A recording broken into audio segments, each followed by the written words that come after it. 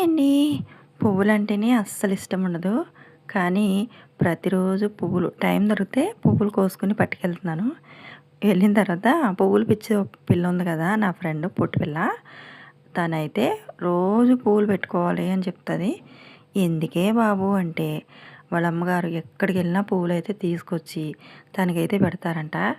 మీ అమ్మగారు తెస్తారా అని అడిగింది. మా అమ్మ ఎప్పుడొచ్చినా పువ్వులు పట్టుకొని వస్తది. ఎందుకంటే వాళ్ళకి ఆ అదృష్టం లేదక్క. మనకి పెట్టుకోమని ఇస్తున్నారు. చిన్న వయసులోనే వాళ్ళైతే దూరం అయ్యారు కదా! అందువల్ల. సో, వయసు ఉన్నప్పుడే అన్నీ పెట్టుకోవాలి, అన్నీ చేసుకోవాలి.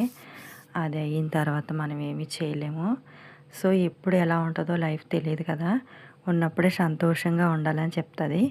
సో, ఎప్పుడైనా నేను ఇంటి దగ్గర నుంచి పువ్వులు పట్టుకెళ్తే అది నేను సమానంగా పెట్టుకుంటాం. అస్తమానం పువ్వుల రీల్లో ఎందుకు పెడుతున్నారు అని అడుగుతారు కదా! సో, రీజన్ ఇది. సో, మీరు వయసులో ఉంటే ప్రతిరోజు ఏదో ఒక పువ్వు అయితే పెట్టుకోండి.